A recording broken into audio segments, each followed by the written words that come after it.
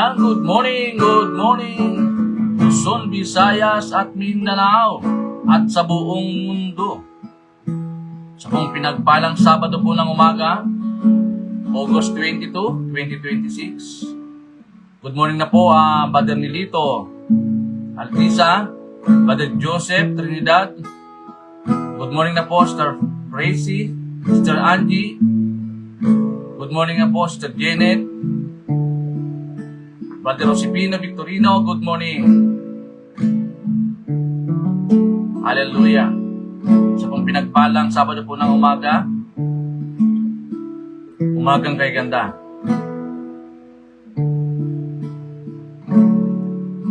Purihin po ang Panginoon sa umagang ito. Bago tayo mag-umpisa, tayo po ay umawit sa Panginoon. Alayan po natin siya ng pagsamba. Dapat po na awitan ng Panginoon sa umagang ito. Hallelujah, Lord. You deserve, Lord God, the glory. You deserve the honor. Yan, Pastor Adiling dyan sa Lubang. Magandang morning. Hallelujah.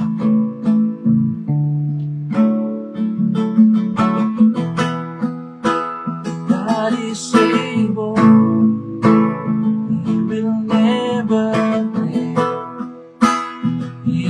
Almighty God, greater than all we see, greater than all we are. He has done great things, lifted up, defeated the grave, reached to life.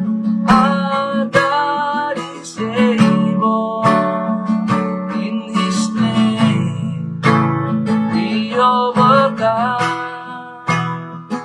For the Lord our God is able. God is able. Hallelujah, Jesus.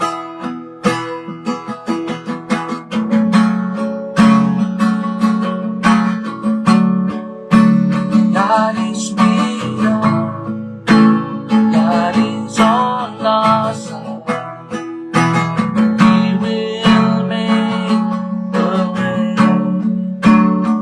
Above all we know, far above all we hope, He has done great things, lifted up, defeated the grave, reached to life. Our God is able. In His name we overcome. For the Lord our God is able. Lifted up, defeated the grave, reached to life. Our God is able. In His name we overcome. For the Lord our God is able. For the Lord our God is able. For the Lord our God is able. Hallelujah. You defeated the grave, Lord. You are able to do miraculously. Hallelujah. Panginoon, marami pong salamat sa umagang ito. Umagang kay ganda, Panginoon. Isa pa kami po yan, papakumbaba, humingi po kami ng patawaran sa umagang ito. Kalinisin niyo po ng banal na dugo ng Panginoong Hesus ang aming pong mga puso't isipan. Gawin niyo po kami busilak, Panginoon. Lord, sa umagang ito ay minsan pa Nagkakatiwala po namin sa iyo, Lord, sa magpalang kamay ang Daily Vibrant Word ngayong umaga. po maghari mula sa umpisa hanggang sa pagtatapos, Panginoon. Kalooban niyo po kami, Panginoon, ng karunungan, conviction, Panginoon, na bumula po sa inyo. Dalahin ko din po, Lord, na empower ang iyong mga dakilang salita sa umagang ito, Panginoon Diyos. Lord, ikaw po maghari at akin pong inahartangan, Panginoon, anumang pong devour sa umagang ito, Diyos. Purihin po kayo. Magbigay ito sa iyo, Panginoon, ng magandang, mabangong aroma diyan sa iyong kalangitan, Panginoon. Ang bawat salita namin pong, Lord, bibatawan, Panginoon Diyos, magrema sa aming pong mga puso. At ito po ay magawa po namin, Panginoon, Lord, ayon sa iyong kaluwalhatian. Pinupuri ka namin, Panginoon. Hayaan mo, Lord, ang platform na ito, Lord, at marami pang mga tao ang maabot po, Panginoon Diyos, ng iyong dakilang salita. At sa pamamagitan po nito, Panginoon, mapagpala ang iyong kaharian. Salamat po, Diyos, sa umagang ito. Sa iyo lahat ng papuri. Pagluwalhati sa pangalan po ni Jesus. Amen. Ayan, good morning na po, Sister Marilo. Brother Marlo, good morning. Sister sino to? Brother Santos, yan, good morning. Tatay Erning, good morning. Yan, purihin po ang Panginoon, keep on tagging, keep on sharing, para po marami pong makapanood ng ating pong Daily Vibrant Word ngayong umaga. Ang bawat pag-share po ninyo, malaking tulong po yun. No? At isa po kayong channel o sa pagpapalaganap nito sa pamamagitan ng ating pong pag-share ng mga link, no, ng ating pong everyday Daily Vibrant Word.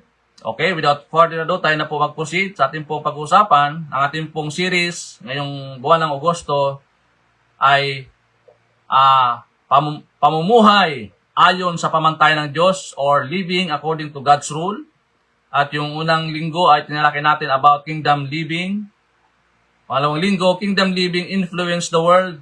And pangatlong linggo, pangatlong Sabado, kingdom living start with kingdom thinking. At ngayong umaga po mga kapatid, ating pong tatalakayin about kingdom living is not fame, but faith. Sa 1 Corinthians chapter 4, verse 1 to 4. Okay? Sabi po dito, sabi ni Paul, dapat ninyong kilalanin na kami mga lingkod ni Kristo at katiwala ng mga hiwaga ng Diyos. Ang katiwala ay kailangang maging tapat sa kanyang Panginoon. Walang anumang sa akin kung ako'y hatulan ninyo o ng alinmang hukuman ng tao. Ako man ay hindi humahatol sa aking sarili. Sa verse 4, malinis ang aking budhi, subalit hindi iyon katibayan na ako'y walang kasalanan. Ang Panginoon ang humahatol sa akin. Sa English po, sabi, this is then is how you ought to regard us as servant of Christ in as those entrusted with the mysteries God has revealed. Now it is required that those who have been given a trust must prove faithfully. I care very little if I am judged by you or by any human court. Indeed, I do not even judge myself. My conscience is clear, but that does not make me innocent. It is the Lord who judges me. Yan, purihin po ang pagbabasa ng dakilang salita ng Panginoon. Yan, ang ating pong topic is about kingdom living is not fame, but faith. Ito po ay pamanhikan, no, ni Paul, no, sa mga kapwa na disipulo. Dahil nga po sa ating pong panahon ngayon, mga kapatid, na sa dami na po ng mga social media influencer, ang mga followers, recognition. So, minsan kasi, iyon ang minsan sa nakikita natin sa pamantayan po ng mundo, iyon yung basihan na kapag marami kang followers, maraming mga tao ang nag-recognize sa iyo, marami kang likes, marami kang applause, o, di ba? popular ka. Kaya nga, mga kapatid. Pero, magkaiba po ito sa kaharian ng Diyos. Kasi sabi sa kaharian ng Diyos, hindi fame ang sukatan ng greatness, but faithfulness. So, titingnan natin na magkaiba. Oo. Kasi ang mundo, malimit ng sukatan ng tao ay ang kanyang kasikatan. Di ba? Pag lagi kang nasa tabloid o kaya nasa malaking screen. Kaya minsan ito yung mentality ng mga Pilipino no? Kaya pagdating sa election, di ba? Pag sikat yung tao, ibubuto natin na kahit hindi qualified, no? Sa pamumuno. Kaya nga sabi po ng Bible, sabi po ng Panginoon, sa kaharian ng Diyos ay hindi sukatan yung kasikatan. Ang sukatan po doon ay yung katapatan. God is not primarily looking for people who are famous. He is looking for people who are faithful. Di ba? Kasi yung pagiging famous, nagpipaid yan Oo. At ang dilema pa niyan, kapag na unti-unti ka nang nawawala doon sa screen, di ba? Magkakaroon ka ng prideful experience. Kaya sabi ito, you may not known by people, but if you are known by God, and faithful to what He has entrusted to you, your life has eternal value. Mayroong eternal value, mga kapatid. Kasi hindi ito yung ating pinoportray, no? O yung makalangit na pamantayan. Kaya nga hindi tayo nasusukat doon sa maraming mga followers o recognition. Bagkos sa pagiging matapat. God is more interested in your faithfulness than your popularity. Nalala natin yung sinabi ng Panginoon, di ba? Na hindi kita kilala, depart from me. Di ba? He never knew you. Di ba mga kapatid? Kasi si Lord, ayaw ng Lord yung palakasan. Di ba? Dahil nakita ng Panginoon yung puso natin. Alam ng Diyos, bilang ng Diyos. Kung ano ang ating pagkatao. Hindi siya na-impress, no? Sa marami kang na-accomplish na bagay. Kasi sabi ni Paul dito sa Colossians chapter 3, verse 1 and 2, ano sabi ni Paul dito? Yamang binuhay kayong muli na kasama ni Kristo, ito ninyo ang inyong pag-iisip sa mga bagay na nasa langit. Di ba? Nasa langit, na kinaroonan ni Kristo. Na nakaupo sa kanan ng Diyos. Ang mga bagay na panlangit, ang isaisip ninyo. Hindi ang mga bagay na panlupa. Kasi nga, merong eternal value, yung panlangit. Oo, yung sa lupa, no? Na nasisira, di ba? At nawawala, nananakaw.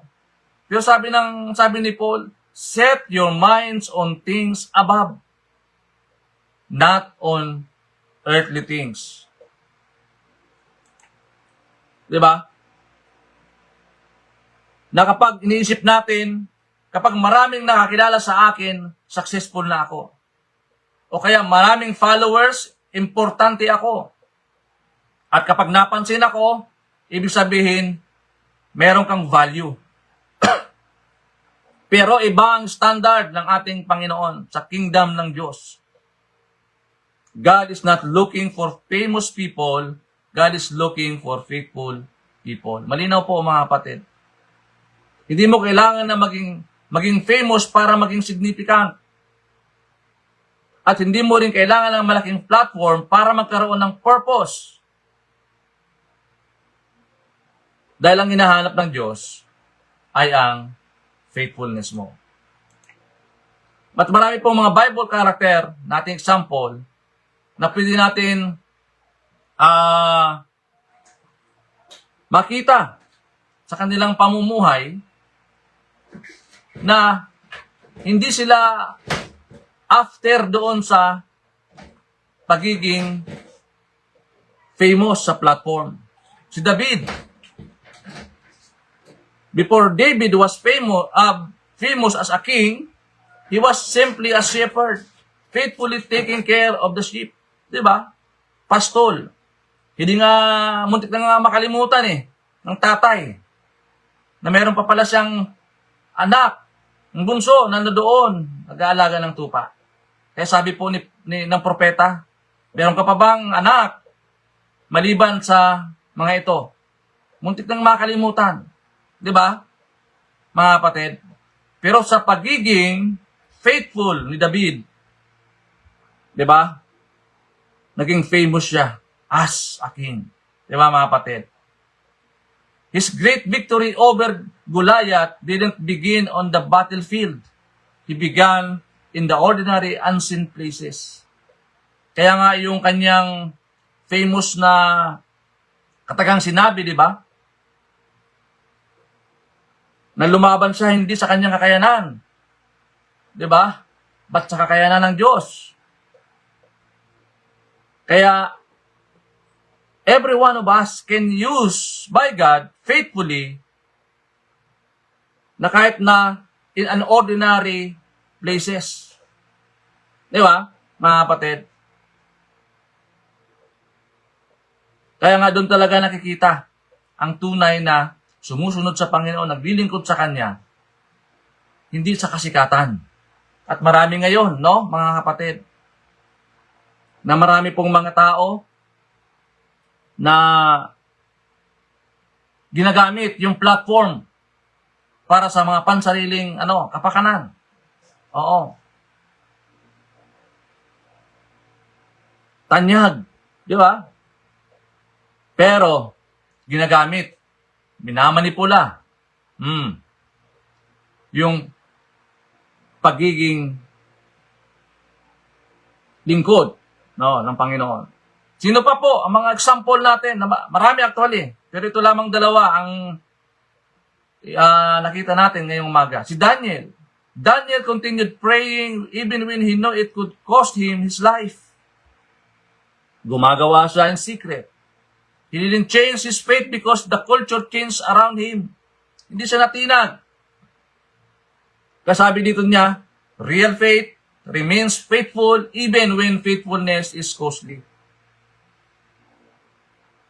Diba? Hindi ito kayang suhulan. O kaya, i-compromise. Magbulag-bulagan. Dahil gusto lamang makiayon sa sistema ng mundo, iko-kompromiso na yung pananampalataya. Diba? Mangangako na at hindi naman tutuparin. Okay, ano po ba puntos natin ngayong umaga? Number 1, fame seeks attention, but faith seeks God. Ang kasikatan ay naghahangad ng atensyon. Ngunit ang pananampalataya ay naghahangad sa Diyos. Ano sabi po ng Matthew chapter 6 verse 1? Be careful not to practice your righteousness in front of others to be seen by them. If you do, you will have no reward from your Father in heaven. Diba? Even our hair is numbered by God.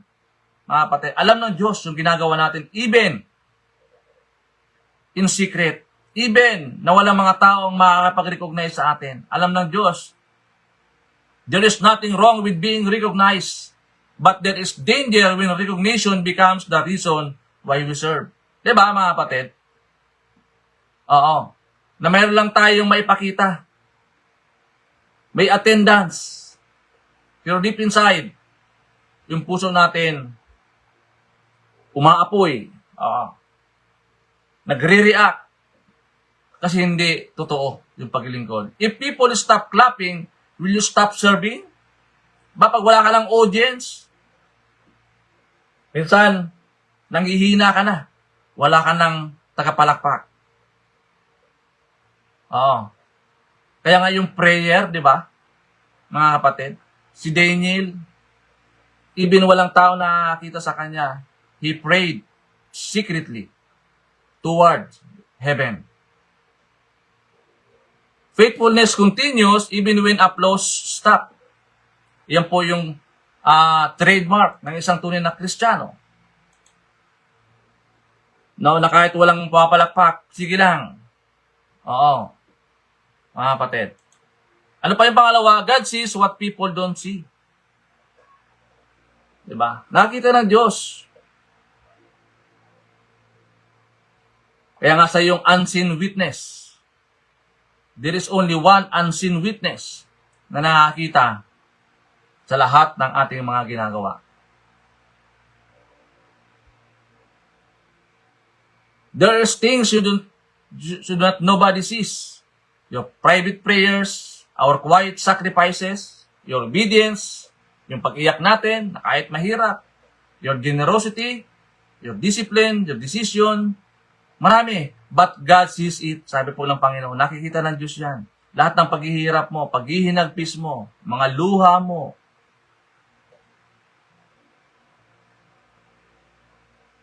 Because God already sees it. Nakikita ng Panginoon, mga kapatid. Alam ng Diyos. Number 3, small faithfulness can produce great impact.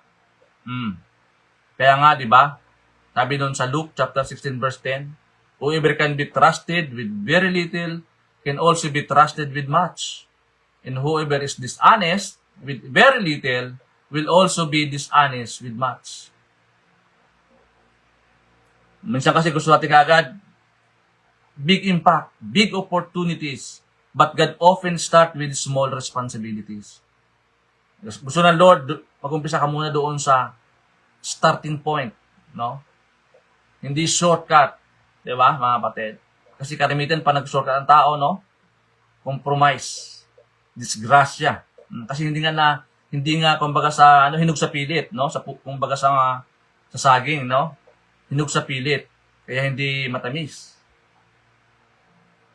Di ba? Nakita natin yung ating mga example, si David, bago yan naging hari, naging pastor muna.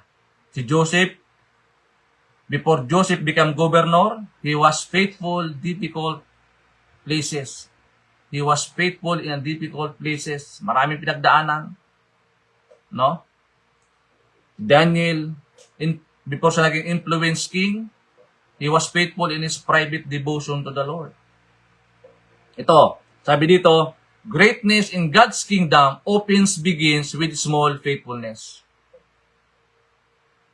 Huwag natin baliwalain yung mga small beginnings na ginagawa natin. Oo.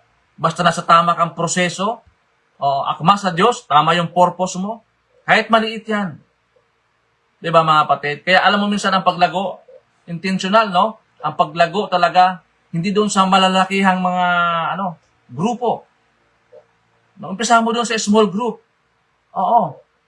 4, 3 kayo. Umpisahan mo, mga kapatid. Sabi to, your small obedience today may prepare you for your greater assignment tomorrow. Diba, mga kapatid? Gusto kasi natin agad, malakihan. Sabi ng Lord, doon ka muna sa maliit mag-umpisa eh. Umpisahan mo muna yung kapitbahay mo. Umpisahan mo muna yung pamilya mo.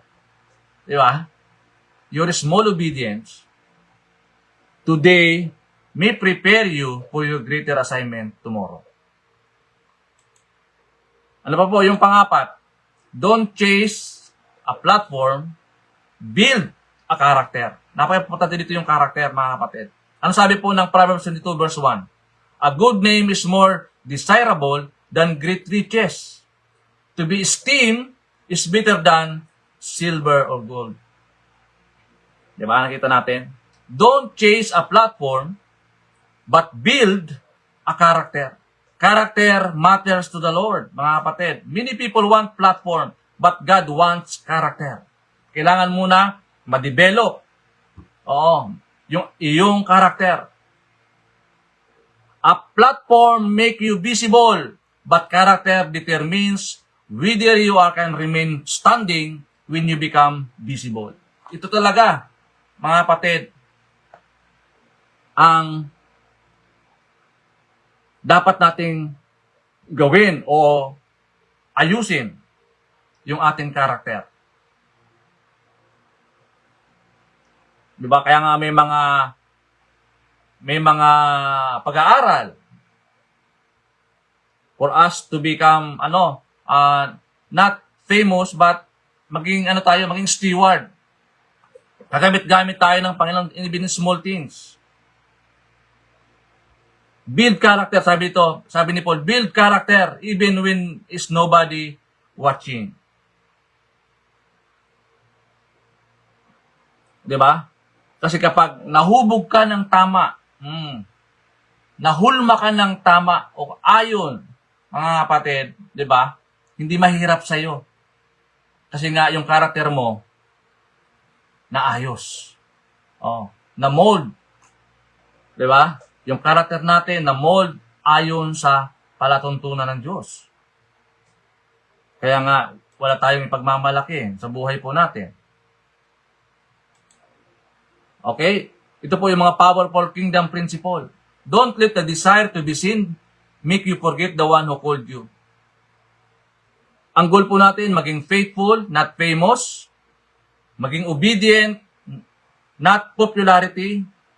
Maging humble.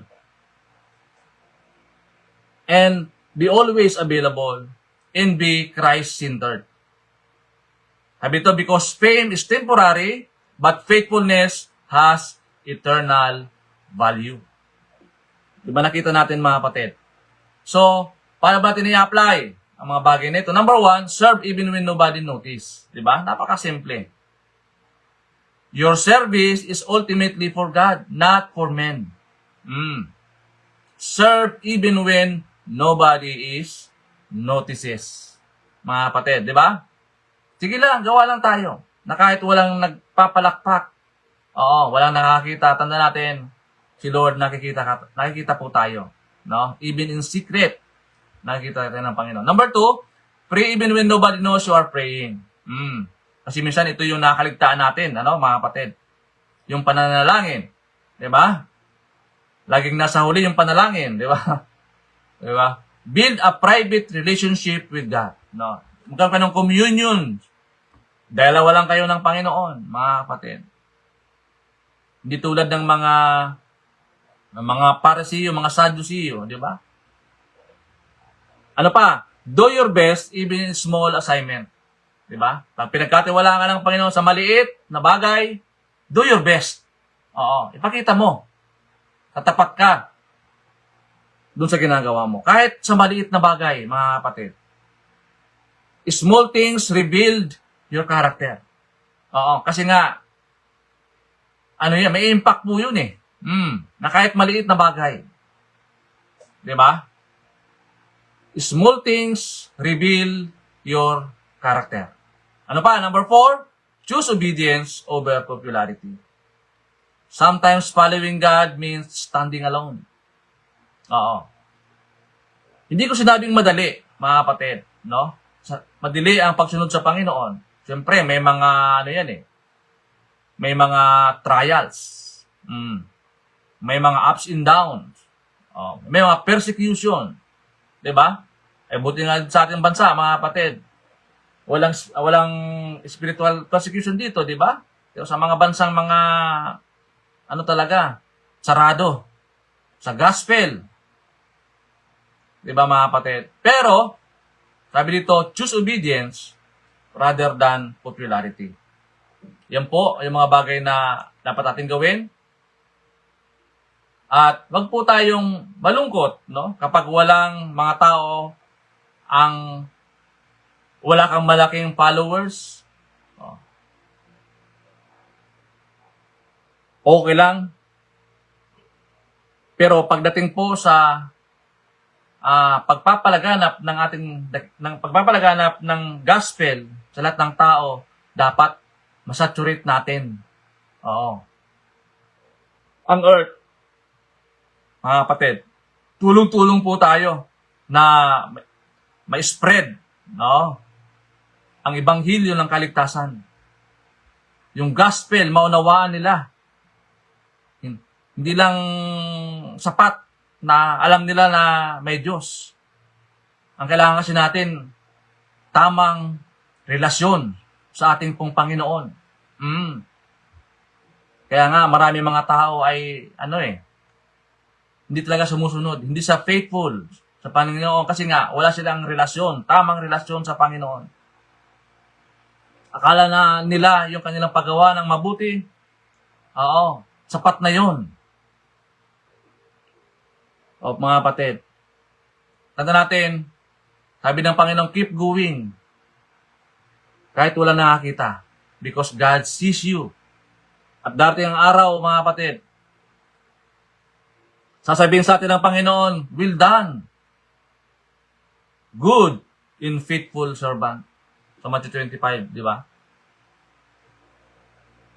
Huwag tayo makipagpatintero sa kasikatan sa mundong ito. Piliin natin ang ating pananampalataya. Huwag mong unahin ang pagpapakilala ng pangalan mo. Build His kingdom. Kaya nga si Jesus, He never teach about religion. He never preach about prosperity. But He preached about the kingdom of heaven. Diba? Seek to be known by God as a faithful servant. And God is not looking for people who are famous. He is looking for people who are faithful. Mga kapatid. So as a question to consider, do I want God's approval more than people's applause? Mas gusto ko ba ang pagsang-ayon ng Diyos kaysa sa palakpak ng mga tao? Ayan, kayo na lang po ang sasagot niyan mga kapatid. So ating pong purihin ng Panginoon sa ating pong 22 viewers ngayong umaga. Dalahin ko po, mayroon po tayong napulot na word of truth, word of encouragement sa umagang ito mga kapatid. At patuloy po natin ito pong ating pong Daily Vibrant Word, na patuloy po natin i-share. At marami din pong salamat sa mga kapatid natin na nagbibigay lagi ng mga stars. Na malaking tulong po yan, mga kapatid. At pag iyan po nagkasama-sama, naipon po yan, Pwede po yan magkaroon ng, may transform, So, purihin po ang Diyos at maraming salamat po sa inyo, mga kapatid. At dalangin ko na na-encourage po tayo ngayong umaga o na-challenge tayo, di ba? Na hindi ang solusyon yung kasikatan para lang ma-overtake, makapag-overtake tayo, Ang kailangan natin pananampalataya, pagsunod, pagtitiwala sa ating pong Panginoon, sa kanyang finished work, ng mga kapatid. At sabi ni Paul, 'di ba? Tatapusin ng Panginoon yung kanyang inumpisahan, 'di ba, sa atin. So ayan, purihin po ang Panginoon. Salamat po sa inyo, Pastor June Vilas, diyan sa Lubang. Salamat po. Sino pa nandito? Sister Donna. Ayan, good morning. Sa hindi ko pa nabati, Marami pong salamat sa inyong mga buhay, sa patuloy pong pagtangkilik. Sister Judith, good morning. Ayan. Panginoon, salamat po muli sa umagang ito. Thank you, Lord God, sa pagsama mo sa amin, Panginoon, sa araw na ito, Lord. At tunay na ang hinahanap mo po ay hindi po maging tanyag, kundi maging tapat sa paglilingkod, Panginoon.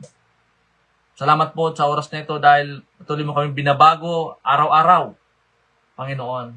Tulungan niyo po kami kung may mga struggle kami about character. Lord God, ikaw po maghari, ikaw po manguna, Panginoon. At Lord God, sa mga oras po na ito, aking pong inaalaala, aking pong mga kapatid na mayroon pong mga physical illness, Lord. May mga karamdaman po sila. O Diyos, ikaw po nakakabati, nakakaalam, Panginoon. Dalahin po namin ngayong umaga. Ipadalay niyo po ang kagalingan na nagmumula po sa inyo. Lord, yung dugo ng Panginoong Hesus, O Lord God, that shed on Calvary for our forgiveness, and also, para sa kagalingan ng aking po mga karamdaman. Salamat po, Panginoon. Also, Lord, kami po nakikigalak sa aking po mga kapatid ngayon na nagdiwa ng karawan.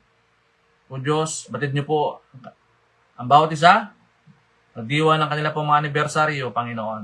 Kami po nakikigalak sa kanila po mga pagdiriwa ngayong araw ng Sabado. Ama, Lord, dalayan ko din po sa maghapon na ito, Diyos, samahan niyo po kami, maging mabunga, maunlad, mapayapa, masaya ang buong maghapon ng Sabado. Lord, now to Him who is able to do exceedingly and abundantly above all we ask or imagine, according to the power that works within us, now and forever. Amen and amen. God bless po mga kapatid, and to God be all the glory.